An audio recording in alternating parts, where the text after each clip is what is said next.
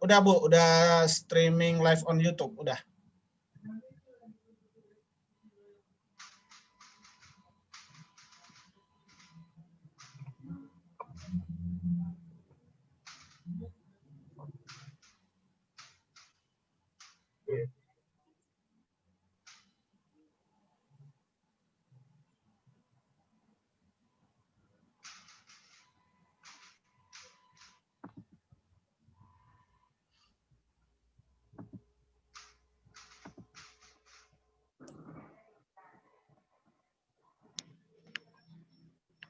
Tinggal record ya Mas.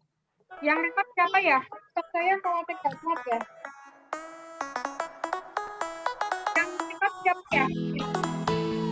Mas Jimas deh Bu, kalau saya yang record nanti saya nggak bisa ambil presentasi Bu.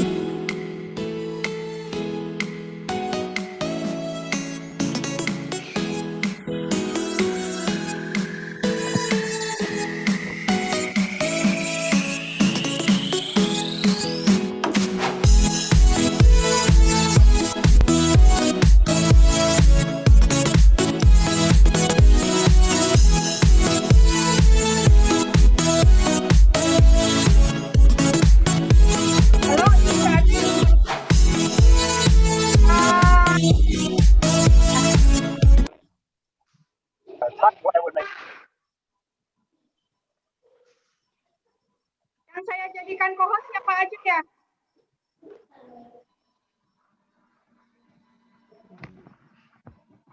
Iya Bu Irma, iya. Yang saya jadikan co-host aja. Nanti terutama yang ini Bu, pembicara Pak Asep, Pak siapa lagi ya?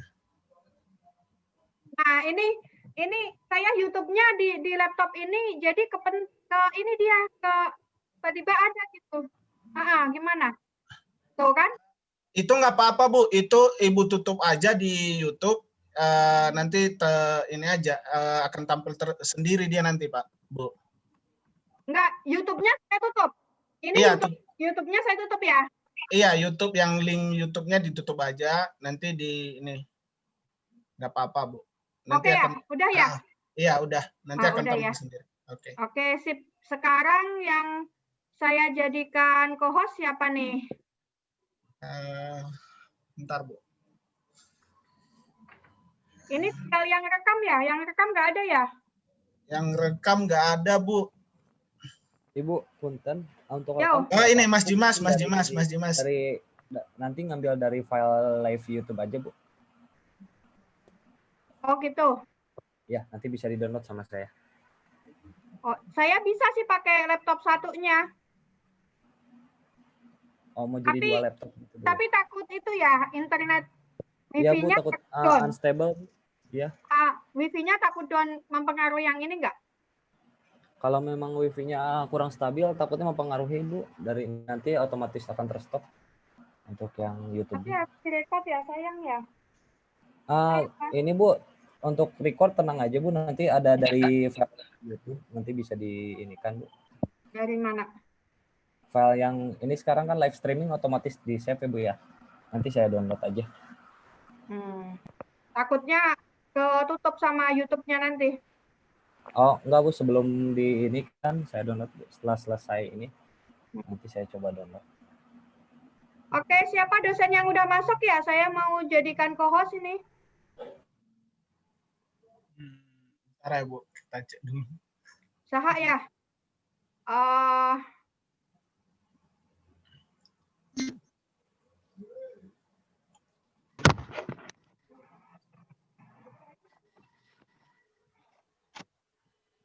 Kayak gimana sekarang? Kenapa?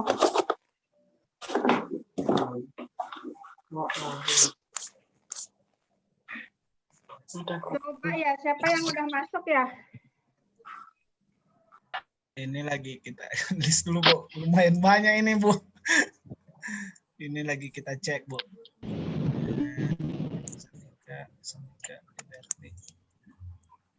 Saya sudah join Bu Ir.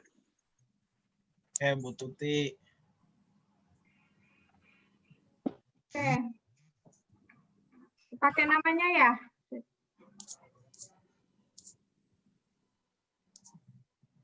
Sudah. Oke. Bentar saya nyari ininya dulu.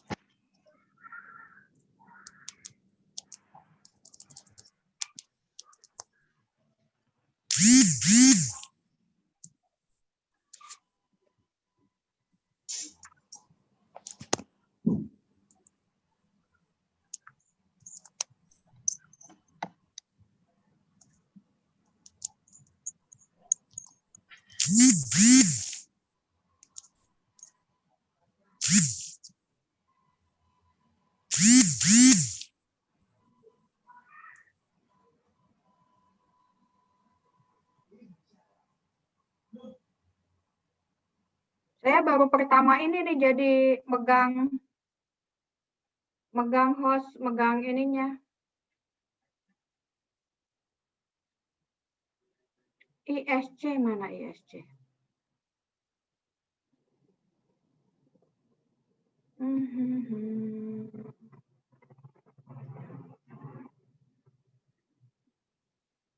Oke.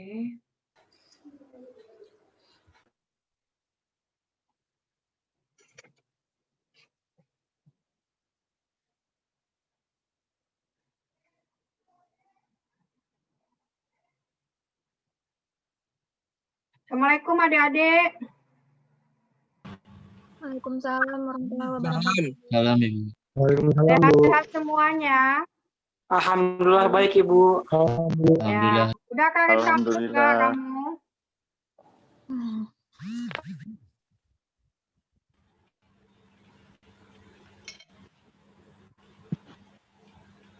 Pada kangen kampus nggak? Ya Bu. Saya di kampus Ibu, nggak kangen. Siapa? Kangen Agus. Trip, Bu. Siapa yang tadi yang Ngapain di kampus? Ada yang kangen Agus. Ih, Agus. ini kampus pakai masker loh ya. Cari wifi ya kamu ya? Ketahuan dia, Bu. Nanti kalau 15 menit menjelannya mungkin kalau sudah ada yang dari luar pakainya bahasa Inggris ya, nanti saya tinggal melihat aja.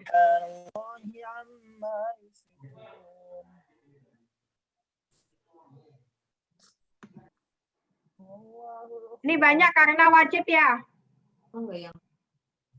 Karena diwajibkan bukan? Oh iya, saya harus.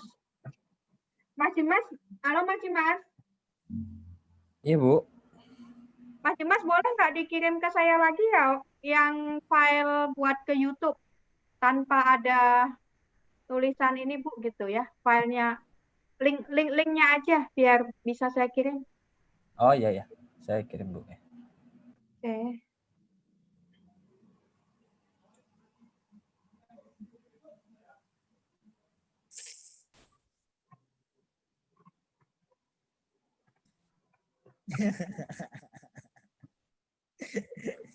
Ibu sudah saya kirimkan.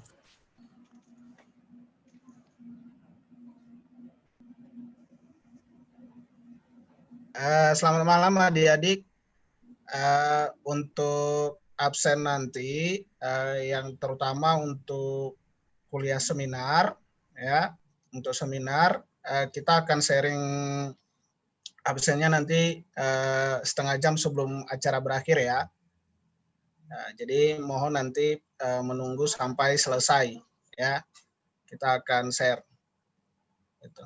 Dan jangan lupa sebagai bukti nanti untuk pemateri silakan berfoto, silakan foto sendiri sebagai bukti bahwa adik-adik telah mengikuti kuliah umum ini, ya. Mungkin itu aja informasi dari panitia seminar. Terima kasih.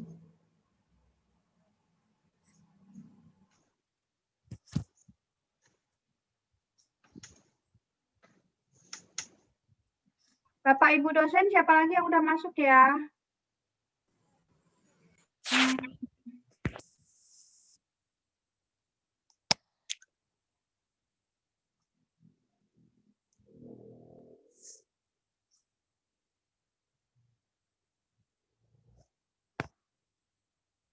Ternyata banyak juga ya, lumayan.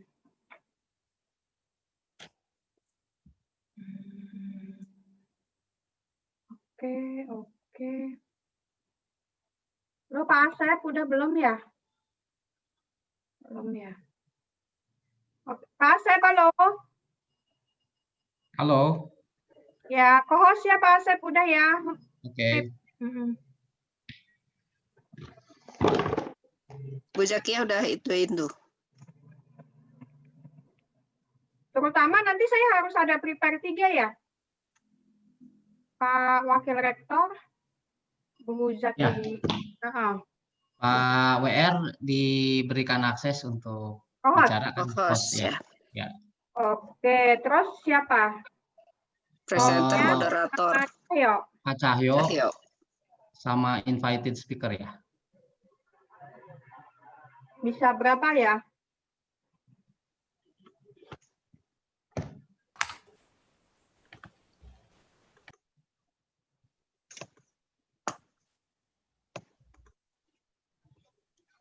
Oke, co-host 1, 2, 3, 4.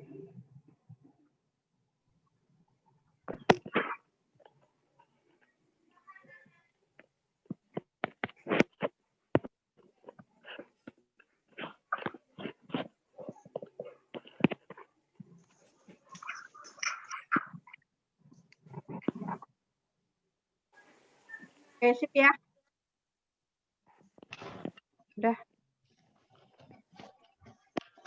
Halo Mas Dimas, make sure aja Mas Dimas.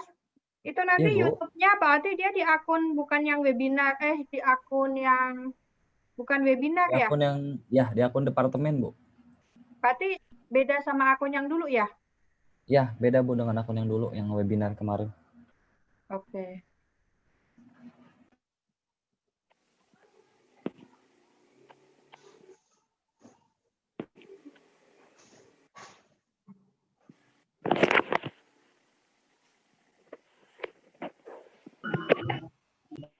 Sorry if I say I miss you.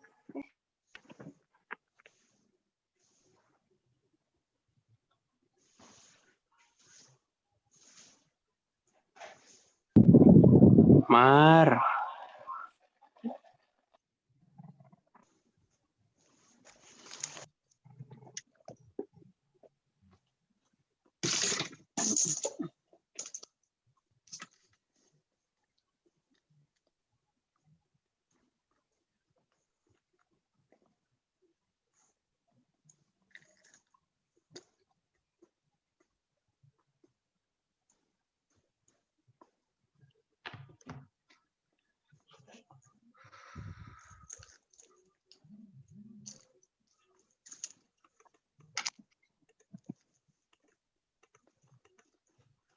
Muhammad, HP-nya Mama mana ya? Sorry.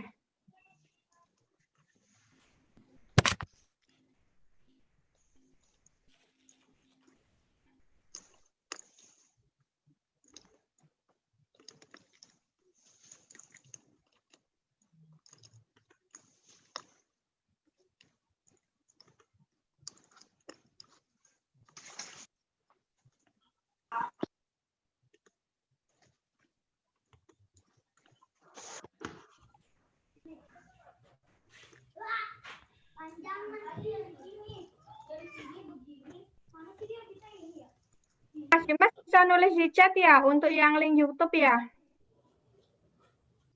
Baik Bu, saya kirimkan di chat ya Bu ya. Thank you.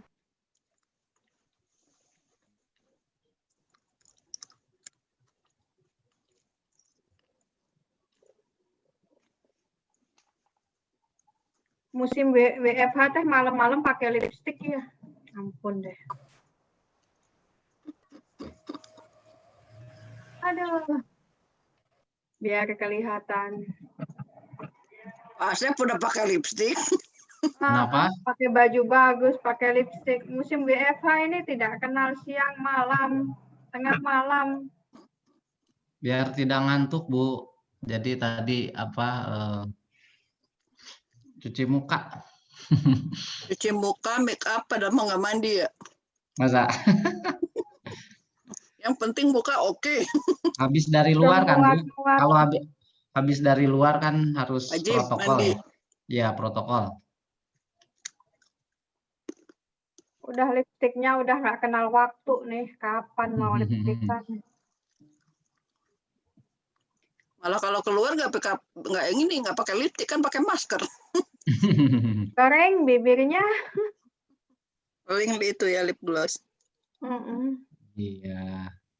Kita juga nggak bisa Udah lihat. tua lah, nggak ya Pak Asep ya udah tua jadi pakai lipstik juga nggak apa-apa lah. Kita juga nggak bisa lihat kalian kan kalau di Bogor nih mahasiswa nih ya pakai masker kan.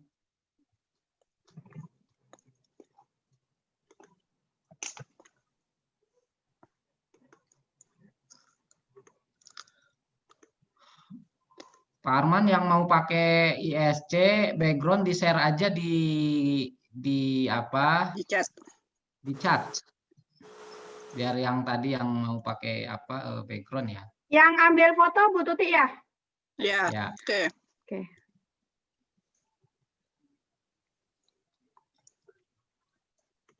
Pak Cahyo belum masuk ya? Di absen ya, ada yang semester 3. Ada yang semester 5.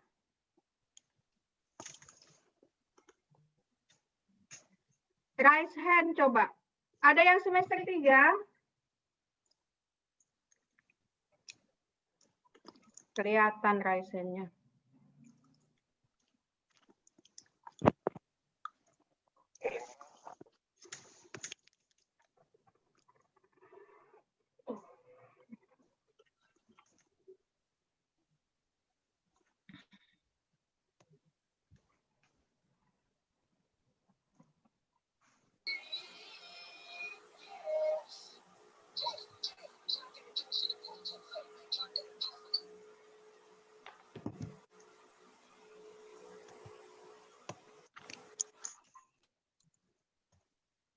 Bu Tuti mau ambil foto kapan? Sekarang atau nanti?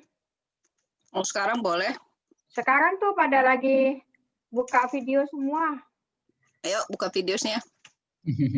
Maksudnya masih seger gitu kalau nanti. Ya, on cam-nya biar nggak kelihatan keliyep-keliyep.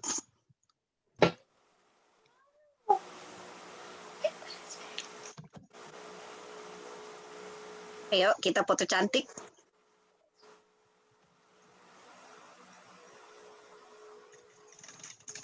Ada 7 ya? 7 screen nih. 7. Oke. Ketut, Khairunijam, Akilah mana? Fajar, Agus. Ketut, Khairunijam, Akilah. Masih belum muncul.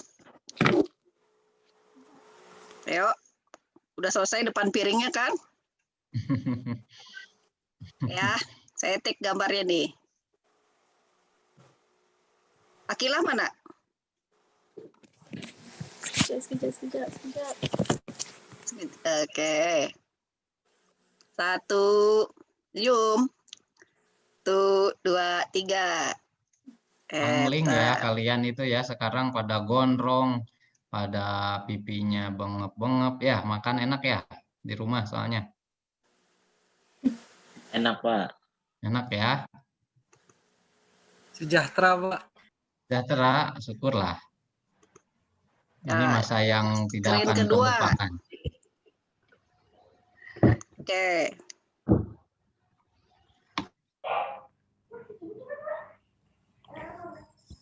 Ya, 1. Bentar. 1, 2, 3. Atas, baru screen 2 nih ya. Saya save dulu. Jangan merem ya, karena nggak tahu nanti yang diambil foto yang mana nih sama Bu Tuti. Tahan senyumnya sampai habis. Screen ketiga. Baru 3 tuh. 1, 2, 3. Ini screen 6 masih banyak yang belum buka nih. Agus, Abian, Ilham, Zaidan, Faren, Teguh, saya absen nih. Siapa lagi? Nanda, Lutfi, Ilham. Screen keempat ya. Fikri, Ayu, Muhammad Ahyar. Mana? Nah, screen 7 juga banyak nih, Ketut, Agus. Ini yang tadi ya berarti 1, ini. Screen-nya ya. 2,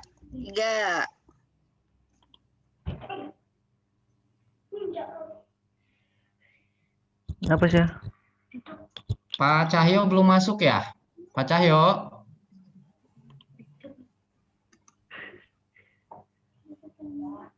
Oke, sekarang screen kelima ya. Udah Pak, Pak Cahyo udah bergabung. Yohana sudah. Endri, Pak Cahyo ada tuh. Di screen kelima, Pak Cahyo senyum. 1.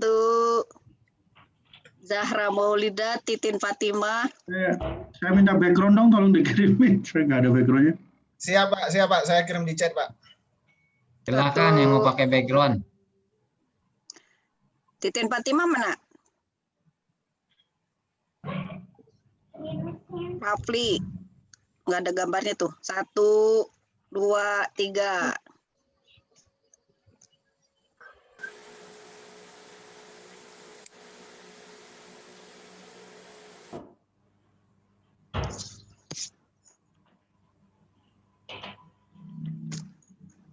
Bentar. Sekarang yang ke-6. Look, foto di sini mah. Ayo ke-6. Khairunizam, Pajek. Pajek masih ngopi tuh. Ayo buka kamera. Nah kan, Pajek masih ngopi tuh. Waalaikumsalam, 1, Ibu. 2, 3. Ini pasti 6, 7 tuh jarang ini kamera buka deh.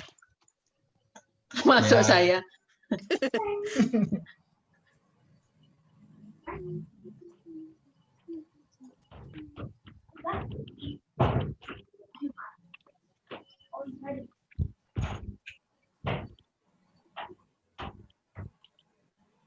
Ya udah yang ke-7. Yang ke-7 nggak ada yang buka kamera.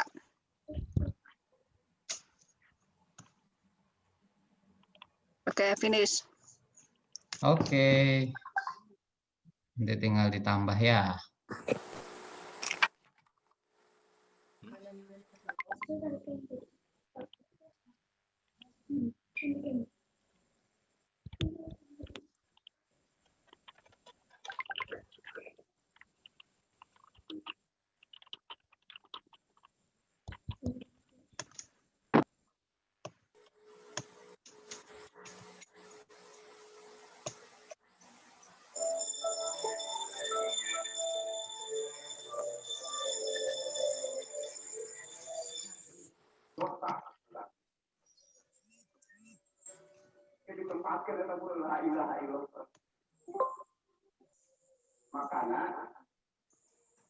Halo Mas Dimas, berarti ini saya harus memute semuanya gitu ya?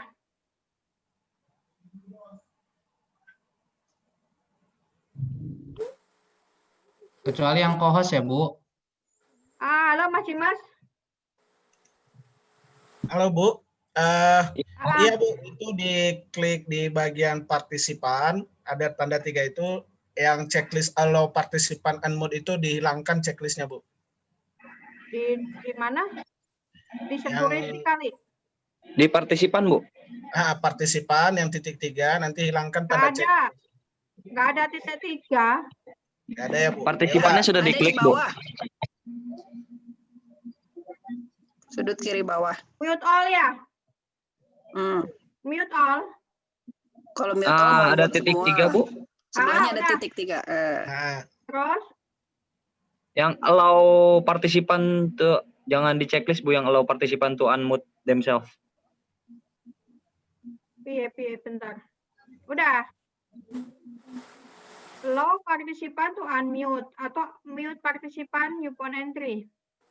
Itu yang open entry di checklist, yang allow partisipan to unmute themselves itu dihilangkan checklistnya, Bu. Oke. Terima kasih, Bu. Allow partisipan to unmute. Enggak kan? Iya, nggak perlu di checklist yang itu, Bu.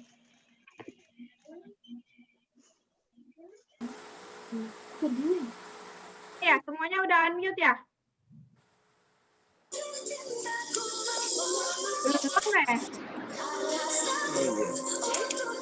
Belum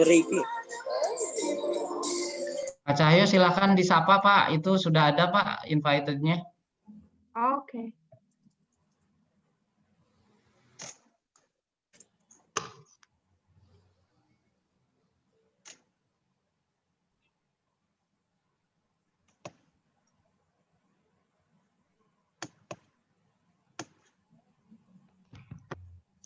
Unmute Pak Cahyo.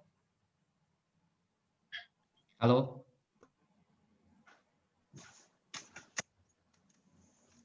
Unmute Pak Cahyo. Halo. Oke. Pak Derajat sudah ada?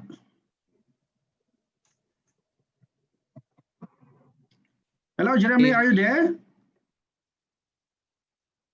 Can you hear me? Yep. Hi. Can you hear me? Hi, hello. Good morning. How are you? Good morning. Or good afternoon. Glad to see you here. It's early morning over there, right? Yeah, not too early. It works out pretty well. All right. Okay. How's the temperature there? Oh yeah. Okay. All right. Okay. Maybe before we start, I would like to introduce some of us here. We have Prof. Irma, is head of department who run this event. Good morning, Prof. Good morning. Good morning. And then we have Prof. Asep over there, the head of committee. Nice to meet you, Professor Jeremy. Dr. Asep is working with the molecular genetic.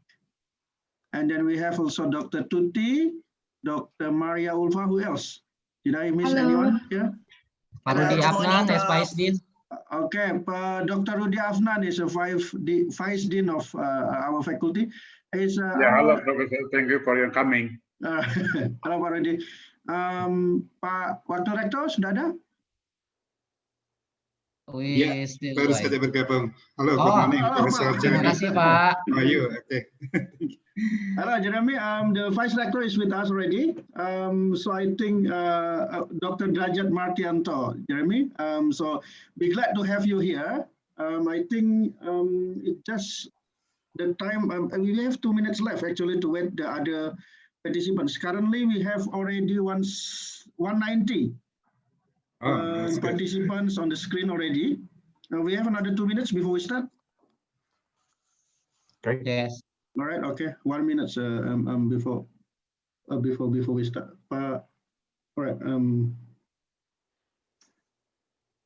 Okay. It's 7 p.m. already on my watch. Is that? Shall we start now? Okay, that's okay. All right. Okay. So let me share first my screen. Just one.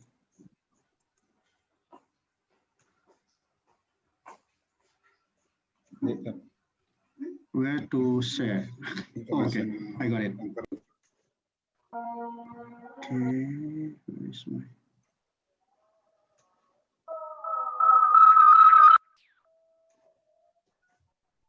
All right.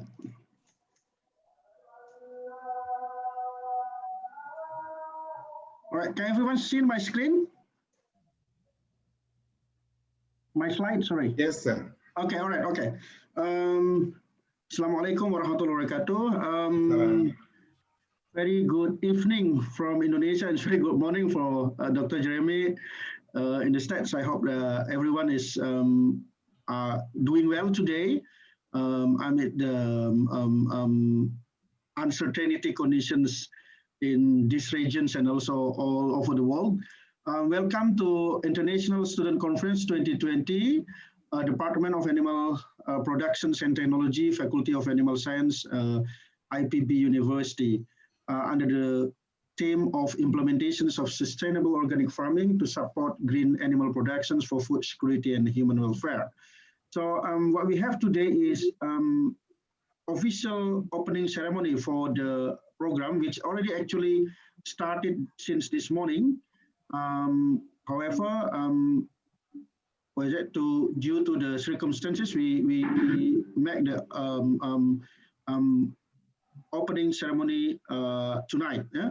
So we'll have a opening speech by the Vice Rector for Education and Student Affairs of IPB University, Dr. Insinyur Derajat Martianto.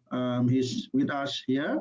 And then after that, we will go to the main activity today for having talk from our invited speaker, Professor Dr. Jeremy Hawkins from Dartmouth College, Hanover, United States. At first, I think I would like to give the stage to Dr. Derajat Martianto to deliver his speech. And then also, I would like, we humbly request Dr. Derajat also to officiate the International Student Conference under this department. Pak Derajat, are you ready? The stage is yours. Okay. Thank you very much, Pak Cahyo. Assalamualaikum warahmatullahi wabarakatuh. Okay.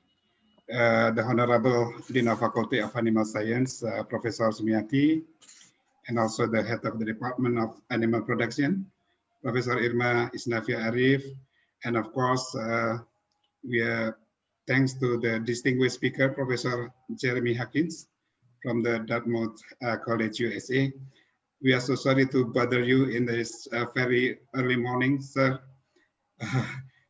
But thank you very much for joining in this very important student summit, student conference.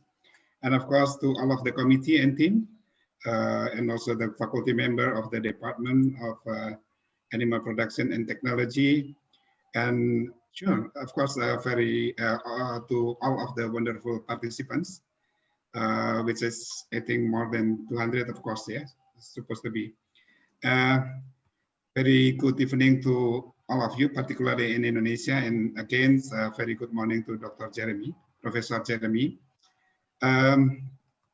Welcome to the International Student Conference, or we call it ISC 2020. Of course, it is a great honor for me to be here representing the university, the IPP University, to welcome all of you, all of the participants, as well the officiate of in this opening of the International Student Conference, ISC 2020, which is organized by a very, very active team, very young third, at the Department of Animal Production and Technology, Faculty of Animal Science, IPB University. Although we know that this is it is not a good situation actually to conduct an international summit, but thank you for the development of information technology. Thank you for the progress of the online platform technology that make us possible to still conduct the international student conference without going to Indonesia. Okay, of course, this is a very, very excellent opportunity for us to learn from Professor Jeremy and also to learn each other, to share the latest information, and particularly in the food and nutrition security. And of course, on behalf of the university, we would like to thank, to appreciate all of the organizing committee and the department and also the faculty for this ISC 2020. Of course, IPB University certainly fully support this activity.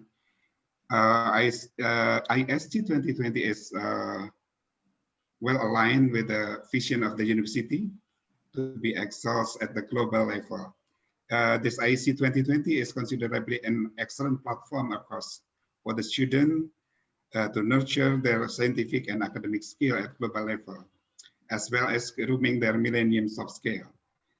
I also believe that the knowledge sharing in this event will also be the seeds for the student to be a trendsetter for innovation and in further changes. All are very well agreement with the mission of IPB University. And I'm very happy to be informed that this ISC 2020 has successfully attracted more than 130 students, according to PASEP informations. And there will be 130 student papers, of course, from various countries, particularly from China, Malaysia, Thailand, Australia, and of course from Indonesia. This is certainly a hint of success of this event, as it has received well response from the local and also the international students from various countries that I mentioned before. Also, I have learned that prior to this event, the department has also successfully run an online summer school in just 2 weeks ago, from 24 August to 2nd September 2020, which was attended by more than 240 participants. It is a very, very successful event. And the participants came from 8 countries, Malaysia, Thailand, Taiwan, Hungary, Turkey, Australia, Netherlands, and of course from Indonesia. They are coming from 3 different continents, Asia, Australia, and Europe. This is a huge success, of course, for the Department of Nutrition, sorry, IPTP, yeah? And of course for the organizing committee. And I'm glad to know that ISC is actually something like a follow-up program of the summer school. I think this is a very good approach of the department to link together of these 2 events. And therefore, I would like to put more expectation. Who knows if it is possible to have a further follow-up of this ISC 2020 by other activities in academic of research. I do believe that the team will be able to do this. I'm very sure about this. Definitely, I agree that this event would not be possible without support from various parties. I therefore would like to extend my sincere gratitude to Professor Jeremy Hawkins from the Department of Psychological and Brain Sciences, Dartmouth College of the United States. I understand this is very early morning in the New Hampshire, and therefore having you here at this difficult time is a very big gift for us. Thank you, Professor Jeremy. And of course, the university really appreciate your acceptance to be here. Hopefully, we can have you physically, maybe after the normal situation, when the condition is back to normal, and it will be happy. We will be very happy that can directly hear from you in various new information from your field of expertise. And glad to know that Dr. Jeremy will be sharing your talk on the effect of this pandemic on mental and behaviors of the students. It is really very, very relevant topics, very important topics, not only for the students actually, but also for all of us who are joining this meeting tonight, this evening. And hopefully all of us will be able to cope with the current pandemic. I also would like to thank to all of the participants who have always support the university and program since the summer school till this event. Thank you very much for all of this. And I therefore gladly and happily would like to officiate this event. Bismillahirrahmanirrahim, with the sincere hope that you all will enjoy today and tomorrow presentation activity at ISC 2020. Thank you very much. Wassalamualaikum warahmatullahi wabarakatuh. Waalaikumsalam warahmatullahi Waalaikumsalam. Thank you very much, Pak Derajat Martianto, Vice Rector for Education and Student Affairs, IPB University, for very full support to the this event, and also for the your willingness to officiate the International Student Conference of IPTP 2020. Thank you very much, Pak. So we'll move to the next program. Let me share back my screen. Okay.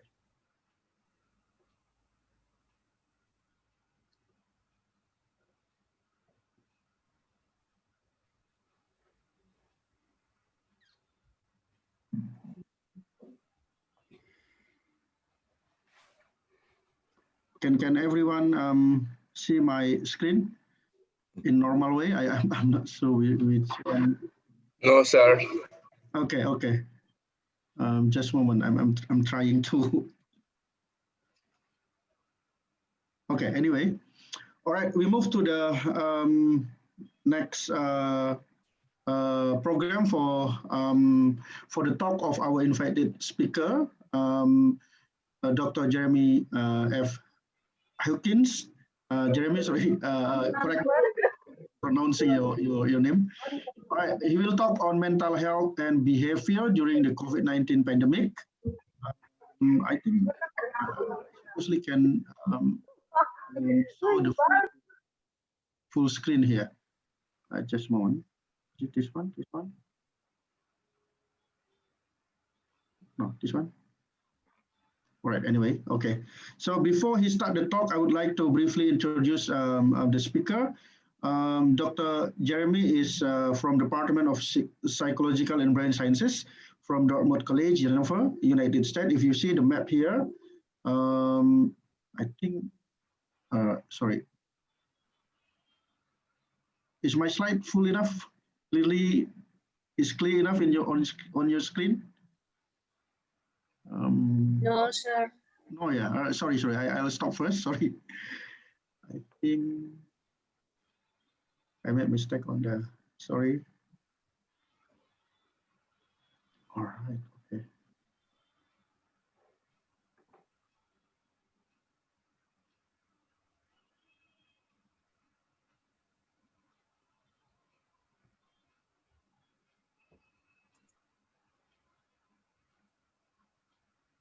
Is it still? Yeah, that's better. Excellent. Okay.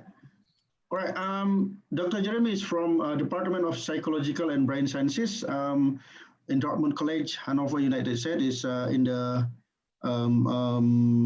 east part of United States. If you see here in the map, yeah. This is the detailed contact of Dr. Jeremy, and he graduated from Bachelor of Arts in Neurosciences in Bowdoin College, Brunswick, and then moved to Dartmouth College for PhD in experimental and molecular medicines. And he also did in the postdoc in the same college for Department of Psychological and Brain Sciences. Dr. Jeremy currently is a lecturer in Department of Psychological and Brain Sciences. Before that, he is a statistical consultant and database manager, Dartmouth Trauma Interventions Research Center, Psychiatry Department, Dartmouth Hitchcock Medical Center, Lebanon, and then software engineer for Dr. Michael Henry, and also as research assistant in Harvard Medical School in Boston. And then he received several awards, including level 3 for MRI scan operator certifications, investment fundamental certificate, top poster for in some symposium events, and also he is athlete for the Sky Team in and joined as a National Ski Coach Association at the States. He is the reviewer for many well-recognized journals, including brain topography, cerebral cortex, cognitive, and so on, and also is an active member in Social and Affective Neuroscience Society and Society for Neurosciences. He published a lot of paper.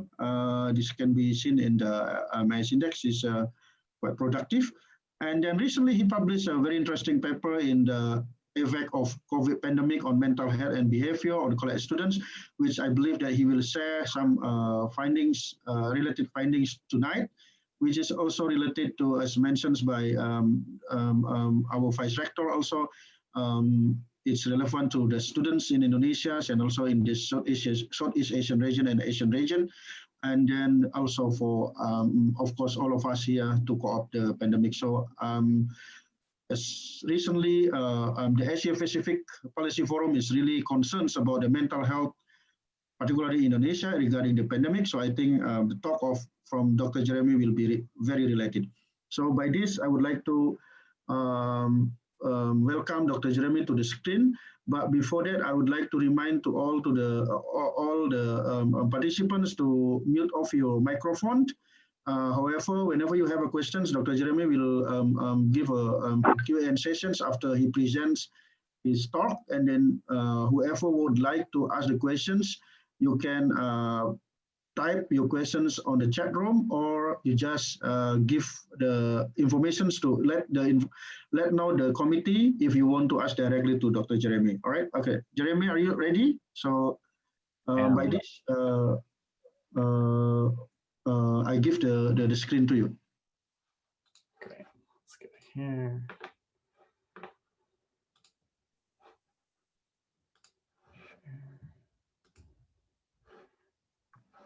Let's see.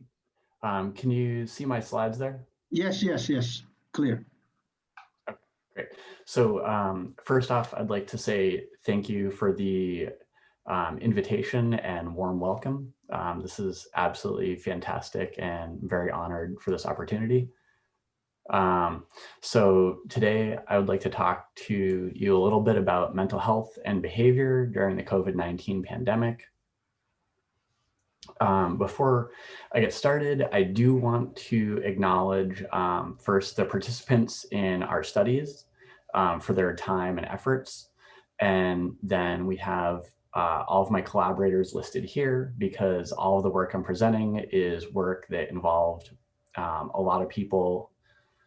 So moving from here, I would like to talk about COVID and a variety of different pathogens. So going across different pathogens, we have H1N1, which ended up having more than 50 million deaths attributed to it.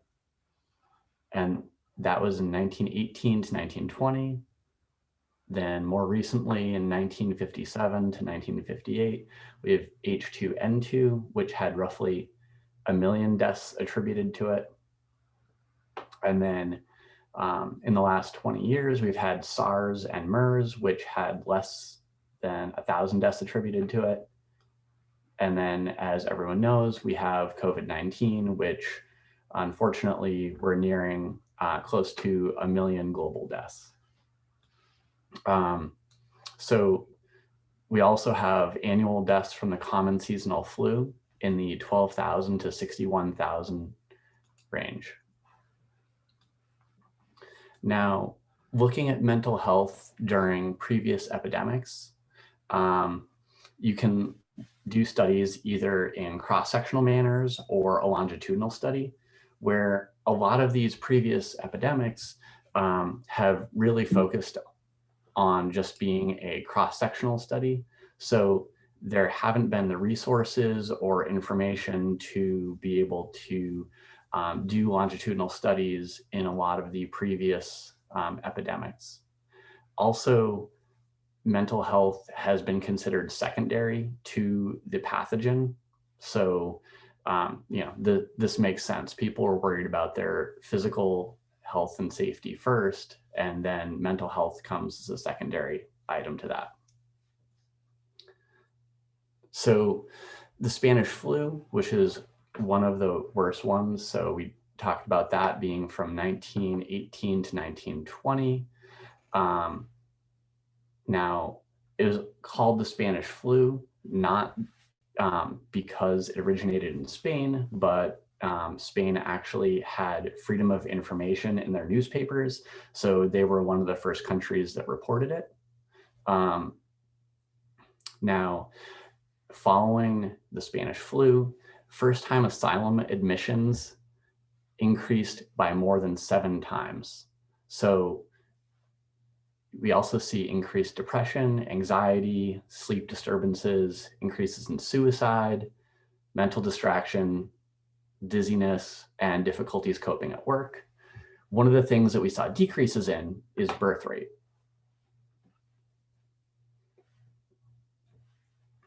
Now, jumping ahead about 80 years, looking at mental health during the SARS outbreak, individuals infected with SARS reported higher stress levels than those that were not infected. Following up with those same individuals 1 year later, you see that they still have increased stress levels. And 64% of these individuals had scores indicating depression, anxiety, or PTSD. So during a pandemic, there are a lot of things that can cause uncertainty. So there's physical safety, like we talked about. So physical safety of yourself, of family and friends, of resources, so food, water, for your job. This picture in the top left showing aisles in a grocery store almost entirely empty. There were large sections of the globe had resources that were missing, or everyone tried to collect as much as they could to prepare for lockdown. Now, uncertainty during a pandemic, we also have social contact. There are social restrictions which changed lots of behavior for not just millions, but billions of individuals. We also have new or changing rules or restrictions. As new information came out, politicians made new rules, and those are often changing and evolving. This leads to a change of routine for individuals, which can be really stressful. And then we also have the fear of multiple waves. So if you can tamp down a virus or pandemic, then there is always a fear of it coming back. Then the other thing is either a lack of information or misinformation is a critical aspect for that. Okay, so going back to a little bit older psychology here. So if we look, this is Maslow's hierarchy of needs. So if you look at the bottom, we have the physiological needs. So physiological needs for humans, this is pretty basic, would be, say, clean air to breathe, water, food, shelter, clothing, reproduction. And then the next level would be safety needs. So personal security, employment, resources, health, and property. And then as you go up, you start getting to more abstract levels of what people need, but the physiological needs at the bottom are kind of critical base needs that everyone wants and needs. There's a meta-analysis of quarantine stressors from before COVID-19, and individuals that had been quarantined were really stressed about the duration of quarantine, fears of infection, frustration, and boredom. I don't know about everyone else out there, but during quarantine, I definitely have been pretty bored at points. Now, inadequate supplies and medical care is another quarantine stressor. Inadequate information. So like we talked about, if you're not able to get information about what's going on, then that can be really stressful. If you're quarantining, then being sure of your finances can be really difficult. or then stigma of being quarantined by being in contact with people that were exposed to the virus. Okay, so let's back up a little bit and talk about stress. So if you're doing a really simple task, and if you're doing a simple task, this is the line on the top here, your performance increases with your stress level. So if you're more stressed, you can do very simple tasks better. Now, on the other hand, if you're trying to do a difficult task, so something with working memory, if you're doing decision making, any sort of multitasking, anything that gets complex or involves a lot of concentration, if you're a little bit stressed, you will probably do a little bit better, but then as your stress reaches a certain point, your performance will degrade. So for example, if you have some assignment due tomorrow and you're a little bit stressed about it, that's probably okay. You will probably perform better than if you weren't stressed at all. But if you're really, really stressed to the point where you can't function, well, then you're not going to effectively be able to complete that assignment very well. So what I'm showing here on the left is stress by the day of academic term. So can you see my cursor there?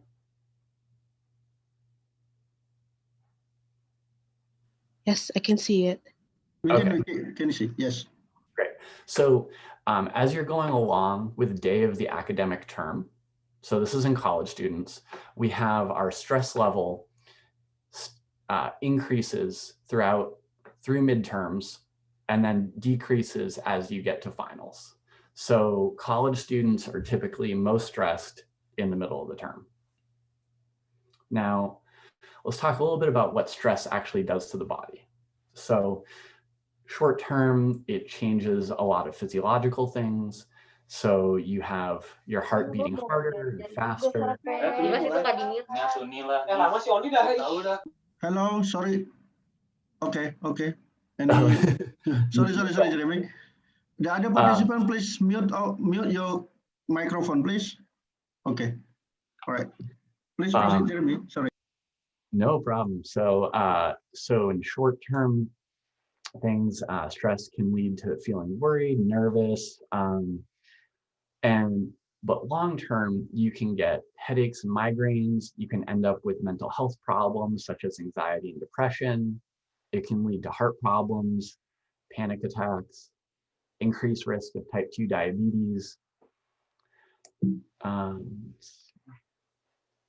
Okay, so I think something that's really critical for thinking about how we're going to measure stress and mental health is doing it in a naturalistic way.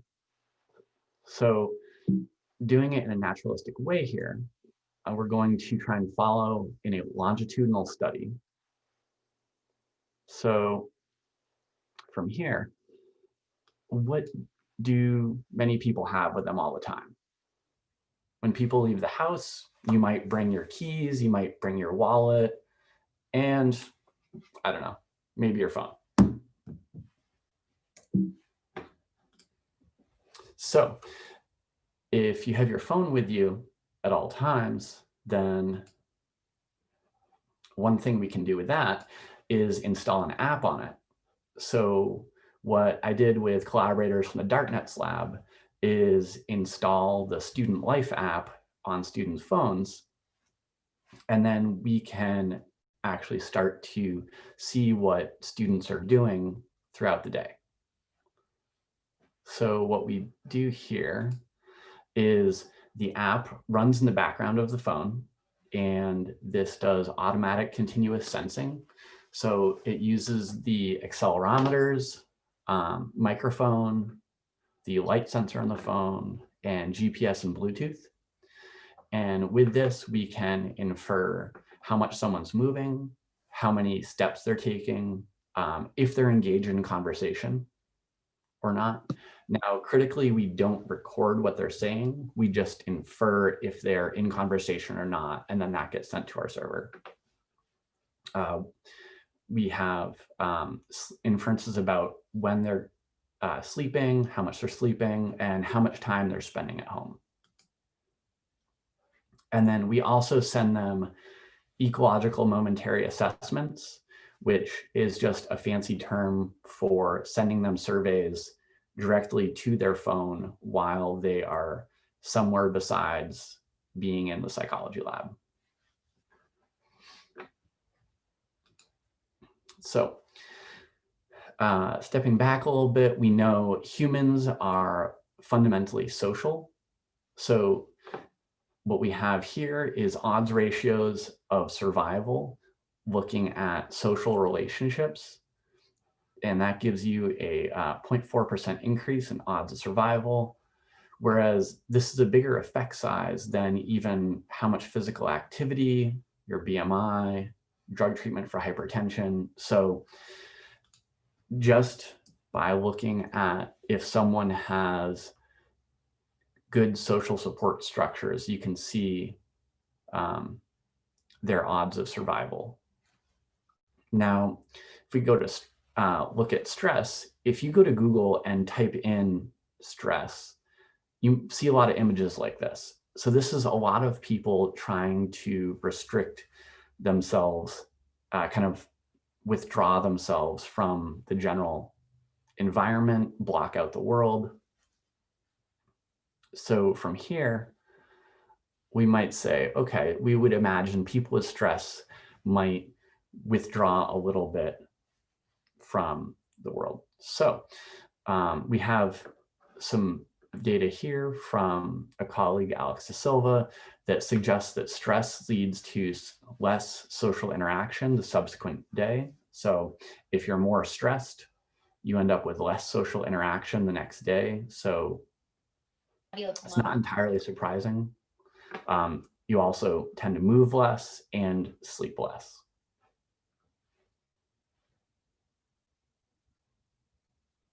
Okay. Let's just briefly talk about brain connectivity and the Student Life app, and then we'll shift to the more recent stuff specifically focused on COVID-19. So with brain connectivity, we can actually measure brain connectivity using an MRI, and we do that in all the students that we're tracking with this study. And then we can make brain connectivity maps, and then we can link that to mobile phone sensing data, and we can look at phone usage also. So here is brain connectivity maps that we correlated with phone usage. So we can see that connectivity from the subgenual cingulate cortex here through the ventral medial prefrontal cortex is positively correlated with phone usage. Now, we also see that depression has a similar pattern through here, and it's negatively correlated with circadian rhythm regularity. So I wanted to present this just to give you some framework for the study that we have going forward. So within COVID-19, there are about 30 million global cases currently. There are 1 million global deaths, and it has impacted billions of individuals. Almost everyone on the planet has had to change something about their behavior during this time. Now, here's a graph of coronavirus in the news in the United States. So for our sample at Dartmouth College, classes started in January, and the first confirmed case was early on there, but then there really weren't that many cases reported in the US early on, but then you can see here in March, the first case was reported near Dartmouth College's campus, and this also coincided with a large increase in the proportion of news stories containing the word coronavirus. So by the time that coronavirus was labeled a national emergency in mid-March, more than 60% of all news articles included the word coronavirus. So to do naturalistic mental health and behavior measurement during COVID-19, well, we can't really go door to door and ask them. So back to what do most people have with them all the time, most people have their phones. So the study that I presented, or the work that I presented a little bit ago, kind of leveraged nicely into a way to look at mental health during COVID-19. So for this, we have Dartmouth College undergraduates. It was 219 students, and enrollment for these students started in August 2017. So we had a bunch of control data on their behaviors from about 2 years worth of data. And then we have the period during which coronavirus started moving into the Hanover area. So the Dartmouth academic calendar is 4 terms with 10 weeks in each term.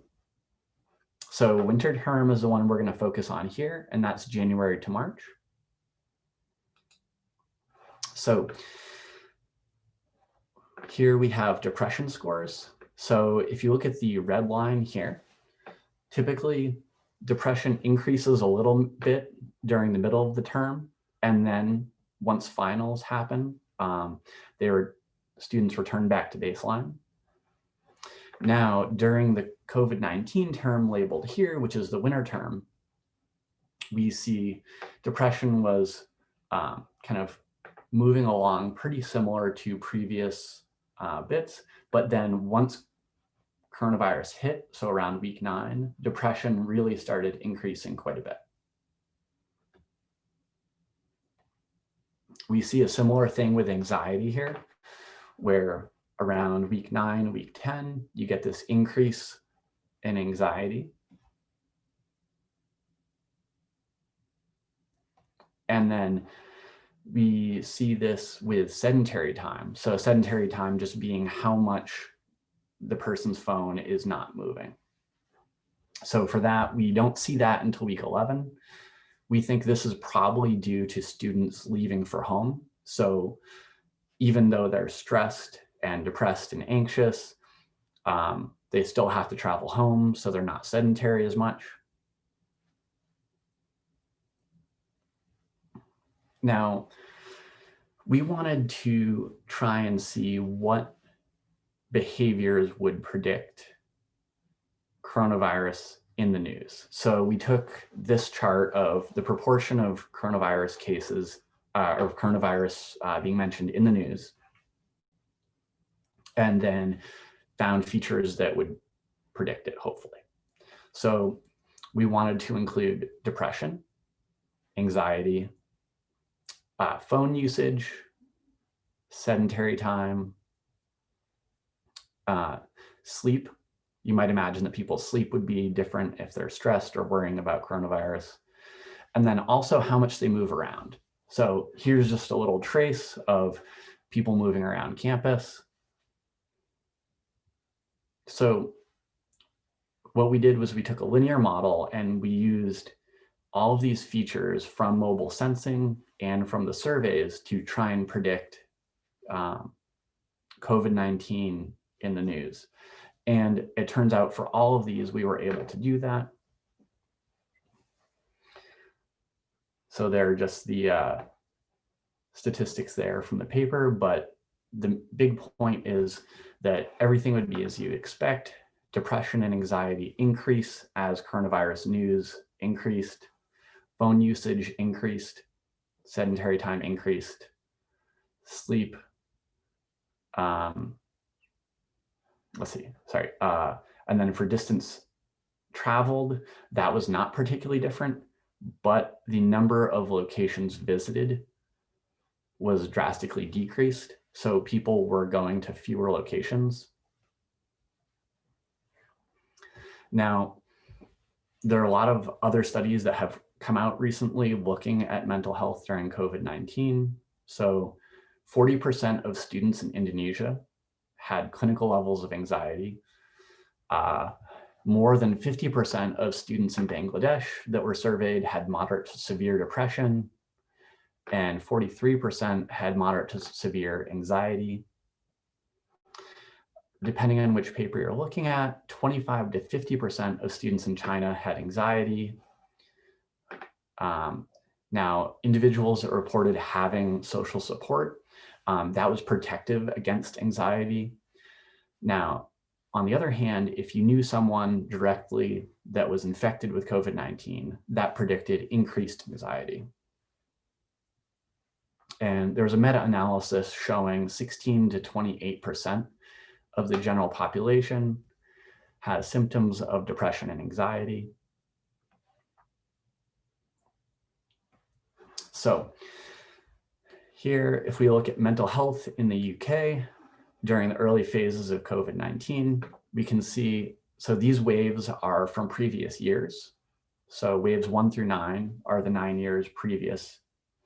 So we can see that concentration, loss of sleep, feeling like you're being useful, all of these different aspects are worse during COVID. And now we also see this kind of split on ages here.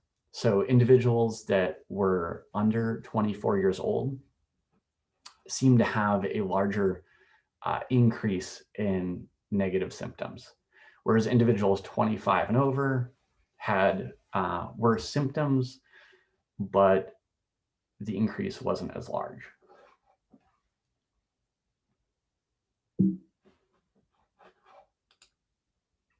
Okay, so a lot of what I just showed you there was from the very early parts of the COVID-19 pandemic. So how are we doing in more recent parts? Here is predicted probability of mental health problems from the United Kingdom Home Life Survey. And during the early parts of COVID, there was a spike in mental health, and then they predict the probability of mental health problems to decrease a little bit as you move into midsummer.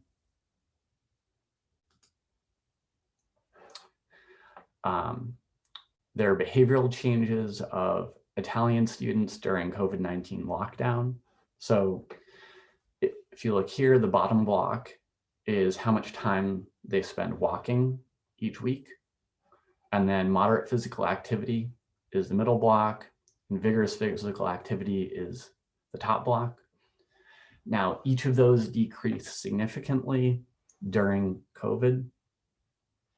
And in their place, instead of physical activity, these students are spending more time watching TV, doing leisure activities, using electronic devices such as their phone.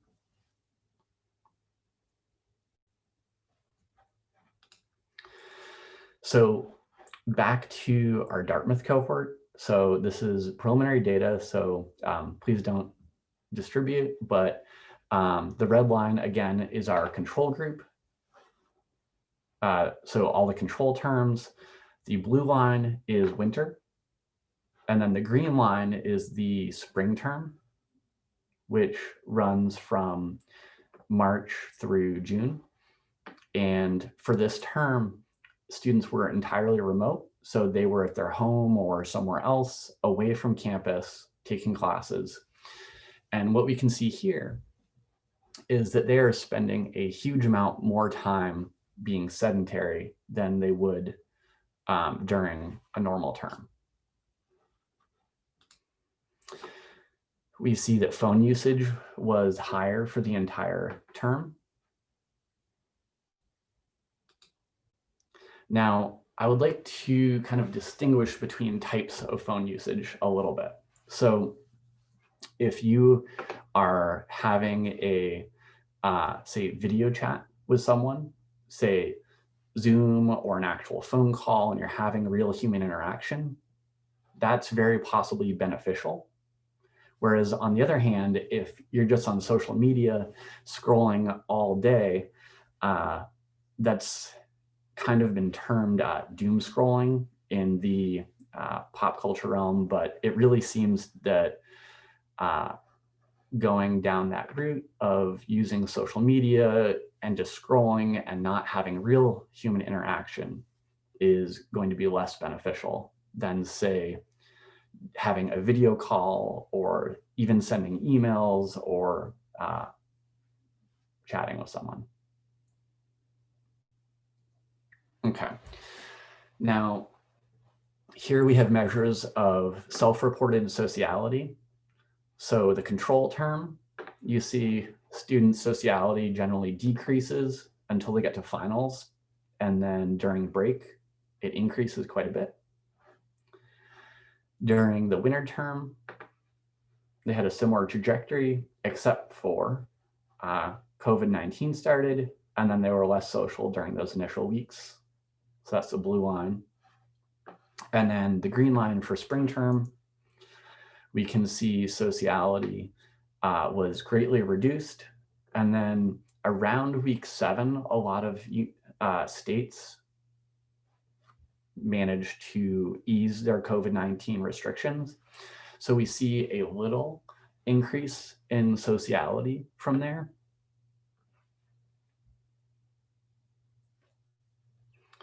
So to kind of, and actually I should mention, for sociality, we did not distinguish in this question whether this was online or in person, but we asked them, is your social media use much less than normal, much more than normal, or the same?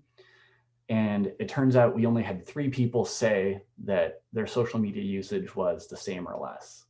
I don't know about everyone else out there, but my social media usage definitely went up during this time also.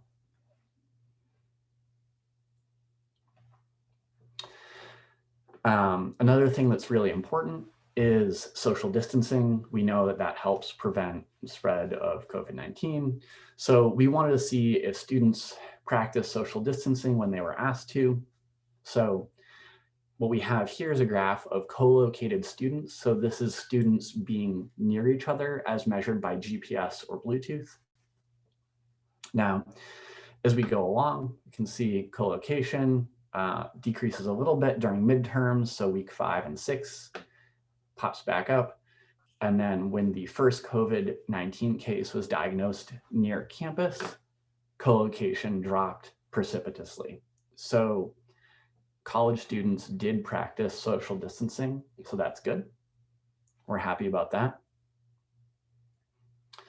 Now, unfortunately, depression, we have our control terms here, and it increased a little bit for the blue line for winter 2020, but then for the spring term here, depression has increased precipitously, as you can see here.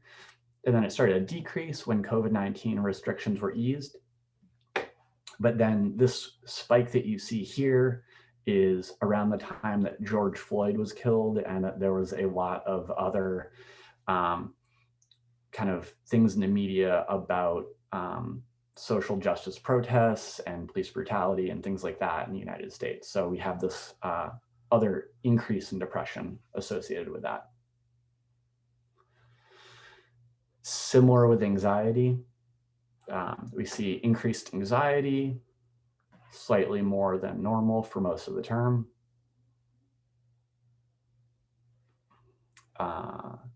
Similar with stress, although it seems that there isn't as big of a difference as there is with depression and anxiety.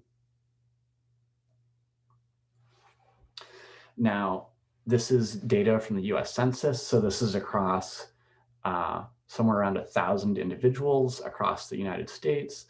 And this is looking at what % of individuals have anxiety or depressive symptoms across the entire country. Somewhere between 30 and 40% have these symptoms depending on the week. Now, if we break it up by age category, we see some pretty large differences. So here, the top line in red is individuals that are 18 to 29. So younger individuals are reporting a lot more depression and anxiety than older individuals, which say are the lower lines down here. So individuals that are 60 are the orange line, 70s is the yellow line, and then 80s is the brown line at the bottom. So it really seems that you're seeing a larger impact on younger individuals. We have some next steps. So we're really interested in individual differences in mental health during COVID-19. We're interested in what factors might provide risk or resilience. And then the relationship of brain activity and connectivity with mental health during COVID-19. And I have some takeaways here. So specifically, COVID-19 pandemic is negatively impacting mental health and behavior, particularly in adolescents and younger adults. Please take care of yourself, your family, and friends. Stay socially connected through safe social distancing, whether it's Zoom, a phone call, etc. Avoid doom scrolling. Try and get exercise, particularly aerobic exercise. This might help with dealing with stress, anxiety, and depression. Perhaps meditate or anything like that that might help you.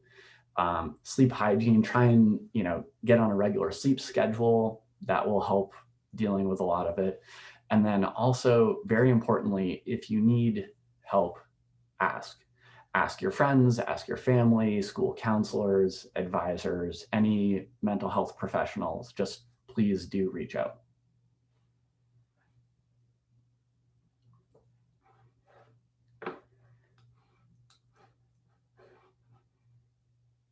Okay, and thank you so much, everyone, for taking the time to listen to me today. Okay, and hello.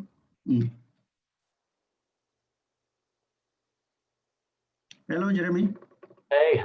All right, okay. Thank you very much for the talk, Jeremy. I already received several questions. Are you ready for Q&A now?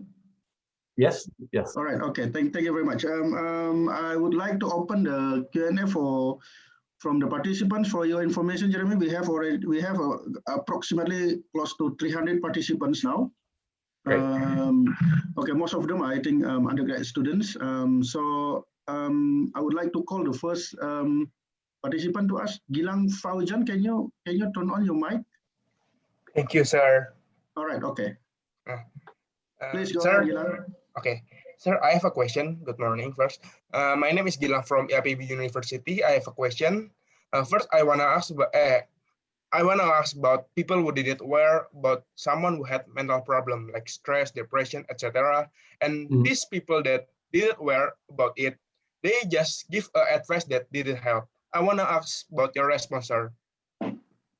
So you mean that people are not aware about someone that had mental health problems, or? So, yes. Hold on, sorry, can you? Yes, sir. Hello, Gilang. Can you repeat your questions? Yeah. The people who didn't aware about the mental problem to someone that had mental problem, they didn't aware about it. So I want to ask about what is your response, sir? The people who didn't aware about it. Okay. For some people who, hi Jeremy, I would like to make it clear maybe. Some people are not. They are being ignorant for the of the current situations, and then it also creates the stress for other people. Is that how do you see this kind of situation? Is that also happen among the students? So you're saying that the ignorance character among the students may induce some stress. Yeah, so you mean ignorance of mental health problems specifically? Okay, yeah, ignorance is being so that's one of the mental problems. Yeah. Yeah, I mean, I think just trying to educate people about mental health problems and that these are real, these are real things. And another thing that's really important is it's not just a small section of the population that's having these problems. I mean, look at any of the statistics that I just had in that talk. It's a huge amount of individuals that are feeling this way. So a lot of people might, oh, sorry. What was that? No, I think it's just. I think someone microphone is accidentally on. All right. Okay. So, yeah, I mean, I think just looking at the percent of people that are having problems like this is something that you can talk to people and just be like, look, this is a real thing. We have a large portion of the population like this. And then also, if you're looking for resources related to that, the World Health Organization has a lot of really good resources about how to talk about depression, anxiety, any of these issues. Okay. All right. Thank you, Jeremy. I have written questions also from two participants. They asked me to read this question for you.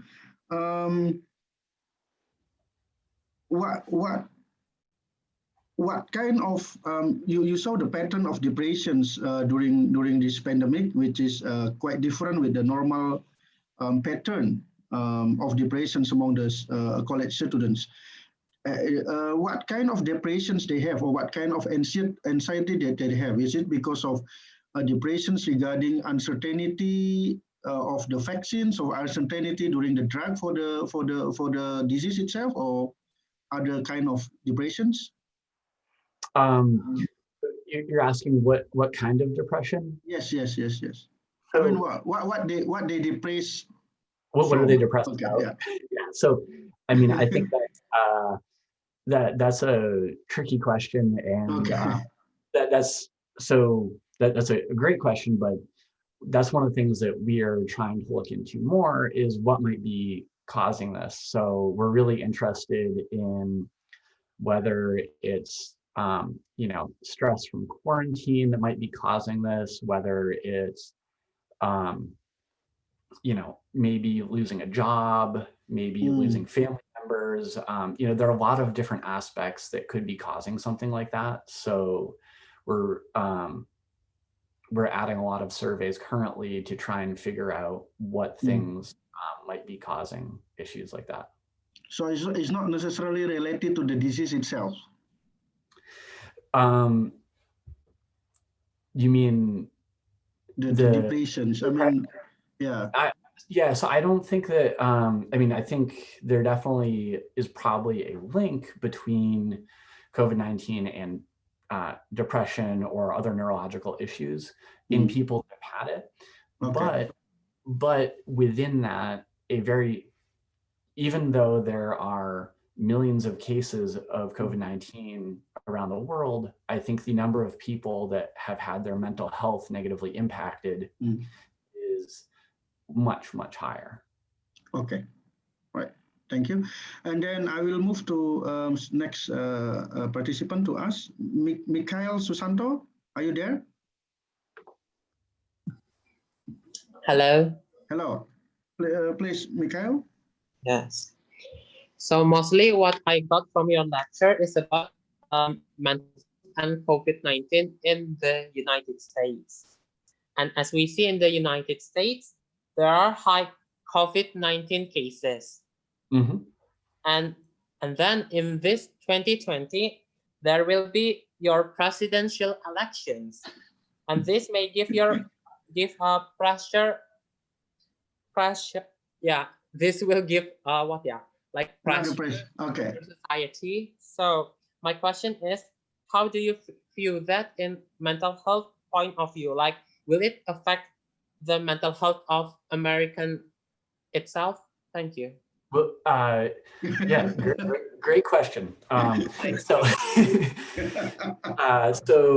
I think most elections influence the mental health of people in that country at that time. I think this is not unique to the United States. I have a feeling that mental health will be particularly precarious around this particular election because there is so much kind of extremism going on. So yeah, I mean, I think that's a perfect question. And we're actually trying to, we're going to be asking students about their political views and how strongly they feel about different things so that we can see if that is related to depression and anxiety.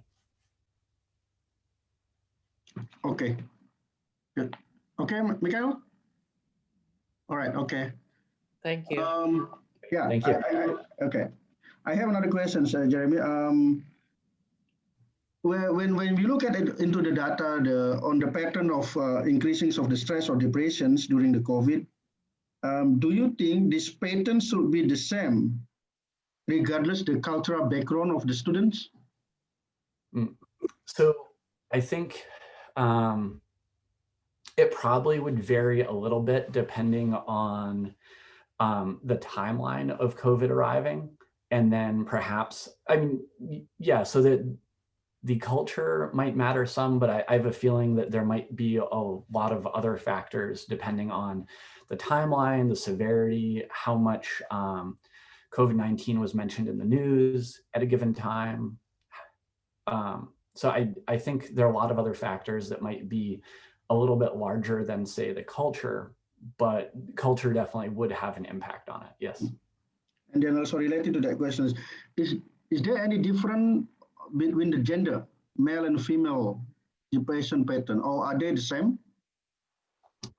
So in our data, I haven't specifically broken that down to male and female yet, but that is something that we plan on looking at.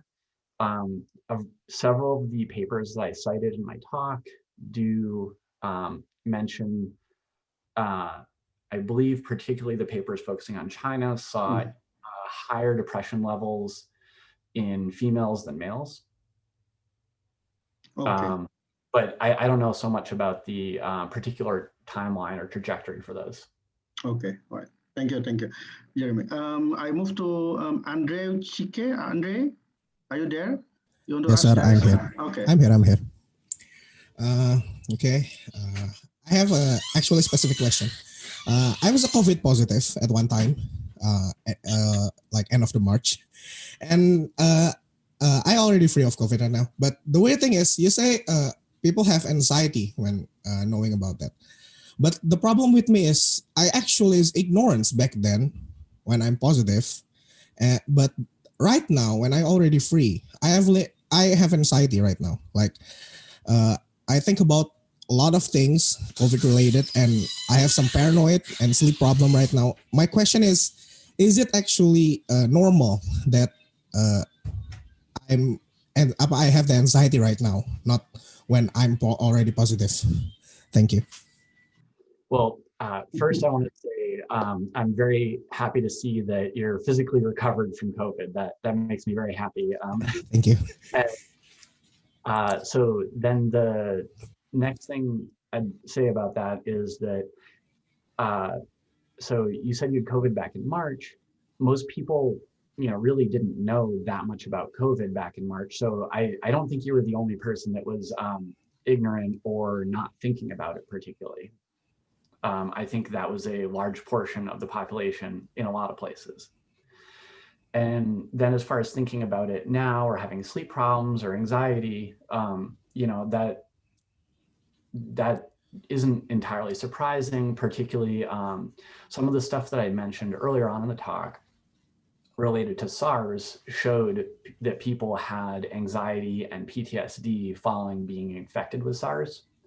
So there definitely is something to be said for experiencing something like that. And then also within the culture of, or the experience of so many people around you also being infected, or the, I guess, how do I phrase it? The,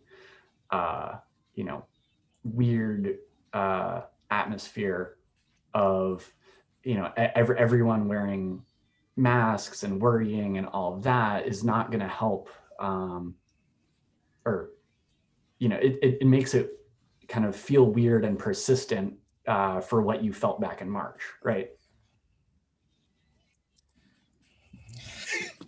Thanks a lot. Thanks a lot. All right. Okay. I got another participant would like to ask. Natasha, are you there? Yes. Okay. Please, Natasha. Okay. So I have a friend and she's suffering from anxiety, but people around her is telling her that you're being too much and everything like that. Unfortunately, people here don't care too much about mental health. Is there a way for me to raise awareness about mental health among just like my friends or other students? Thank you in advance. Okay. Yeah. I think with mental health, I would definitely try and link up with some international organizations. So I can send along some links for international organizations associated with mental health, and maybe something that might be really good is trying to open a chapter of one of those at your university, or talk to student counselors about trying to work with them, and then building a better link between students and counselors. But then, or maybe also just sending some of the people that don't seem to believe in mental health problems some academic papers on it. Not that they're necessarily going to want to read them if they don't believe in it in the first place, but that it might be a start. So also feel free to reach out if you have questions or want links on that. Thanks so much. Okay. Thank you. Anyone else? I still have a few more questions on my chat actually. But before that, there is also another question. Jeremy, maybe if you are able to answer this, how do you think? It is general questions, maybe not related to your talk. Is there any predictions from the US expert, the expert in US, when will the pandemic in US will finish, and then how does behavior or the mental health of the citizens in the United States will be back to the normal status? Any predictions on that one? This is a good question. I wish I knew the answer, but if I were to guess, I would have to say that we're going to have to get a decent number of decent percentage of the population vaccinated before we really see much of a change, because just based on the behavior patterns in the United States, it seems to be spreading. So until we get a vaccine, then it's going to keep going. And then I would imagine that the mental health, once we get the pandemic under control, mental health will return partially. But as I mentioned about SARS, and we were talking about earlier, I think that anxiety and PTSD likely will remain even once most people are recovered from the disease. All right, okay. I have two more questions, Jeremy. I hope the time should allow me to deliver all these two. Does reading news regarding the pandemic will give more stress on the students based on your study? So is it confirmed that the reading more news regarding these things will give more stress? So I think there's probably a range of how much information you're getting and how stressed you are. And I would imagine there's an optimal level where you're getting useful information, but beyond that, reading more news stories about coronavirus, if you're not getting anything new, that would be kind of along the lines of doom scrolling on social media or something where you're just scrolling through for forever. So you're probably not going to get a whole lot more out of it, but you'll probably increase stress and anxiety beyond that. Okay.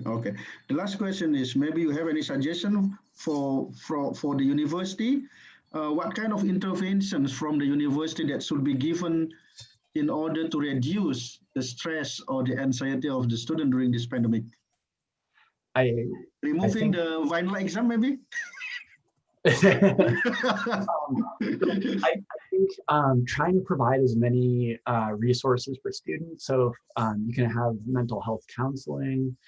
I think if professors can reach out to students that they think might be having problems, making sure that students have kind of the basic resources like we were talking about, making sure that, you know, they're safe, there's enough food and you know, water and good housing and all sorts of resources like that, I think are really important for making sure that individuals are going to be happy and or as happy as you can be during a pandemic. All right, thank you. Before I close, I would like, I will go to the last students. Someone said that we have to remove exam. Okay. Deski, are you there? Can you deliver your questions? Maybe it will be the last questions for our session. Okay, thank you, sir. Good evening from Indonesia and good morning for your country. I'm Deski. Actually, I have two questions. The first question, and I'm so curious, you know, in America, the government forced the student to study offline, you know, all the students back to normal. And, you know, it's not good for study offline in this situation. And I'm curious, what do you think of that? And the second question, how to stay productive in this quarantine? You know, online classes really not help. Sometimes I want to do workout, but too many work class, so I'm too tired to do that. All right, okay, thank you. Good questions. Yeah, so I think as far as going back to school, I think in-person classes can be done if they're done carefully. And I think some school districts are being really careful about it. I know some school districts have actually pushed back when they're returning to in-person classes, like New York just pushed theirs back another month or so, I believe. And then some schools are separating students into kind of pods so that there's not interaction between all the students, kind of to decrease chances of infection. So I think I'm not sure there's a perfect solution, but I think the other side is that particularly younger students that are like, you know, if you're elementary or middle school, students are developing really rapidly. So during those phases, if they're missing out on a lot of social interaction or learning, that's just going to have a huge impact on them. So I think it is it's a tricky line to ride. And then to get to your second question, going between whether you're you know, how to balance academics and exercise or anything like that, I would say sometimes you can actually be more efficient if you exercise. And I know this sounds weird, but maybe even just like 10 or 20 minutes of physical exercise can help you concentrate more later. So there's a lot of work showing that even just short bits help improve attention. Okay. Okay, thank you, Deski. sir. All right, thank you very much, Jeremy. I think by this, I would like to end the talk session from Dr. Jeremy. And then as appreciation, Jeremy, thank you very much for very interesting talk. And then also it's really fruitful for our students and also for us to know what should be done. And then also we have scientific data what actually happens with the students during this pandemic. Before I close the program tonight, I would like to share the certificate of appreciations from our department to you for being with us tonight.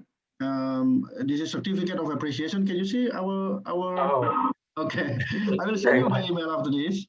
Certificate of appreciation from Department of Animal Product and Productions and Technology for Dr. Jeremy Hutin as an invited speaker in the International Students Conference Program 2020.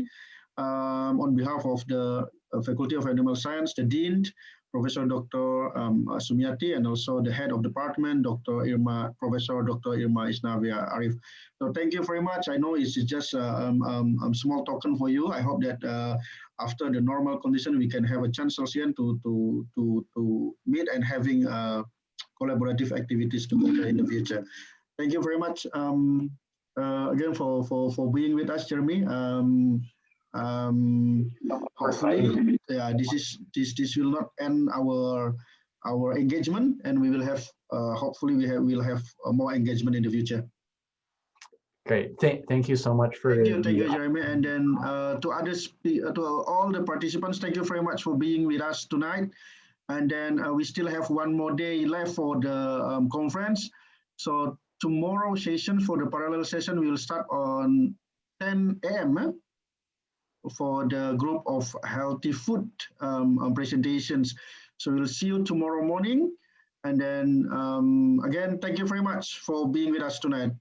By this, I would like to end. Thank you and Assalamualaikum warahmatullahi wabarakatuh. Bye-bye and good night. Thank you, Jeremy. Thank you. Thank you so much, sir. Okay, bye-bye. Have a good one. Thank you. Have a good day. Thank you, sir. Thank you, sir. Thank you. Perapatan masih buka, Le? Nuhun, sir. Perapatan masih buka. Till we meet again, sir.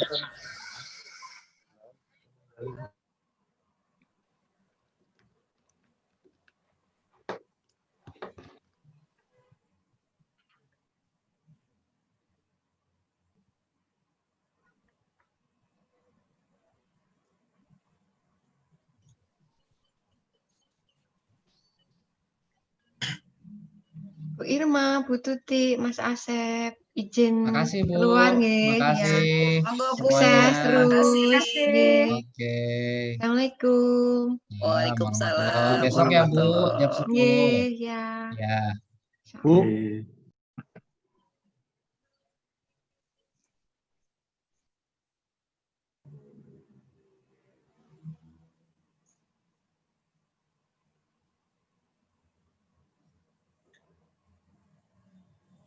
Jadi kita harus ngapain ini untuk mencegah stres? Banyak-banyak nonton drama, Bu. Cike tahu aja. Nonton dramanya apa, Cike? Kamu beneran positif, Drama Cike? Thailand ya, drama Korea. Iya, Pak. Kalau kamu tahu positif, kamu jangan ngambil bimbingan. Kita harus ini, Bu, apa namanya, menghilangkan Gitu, yang namanya Pak. Jahat dan amat, Pak. tugas-tugas. Para Bu Flima, para Bu, jangan didengerin, Bu. Punten Bu Irma, itu yang on YouTube di stop aja, Bu. Oke, thank you. Stop live.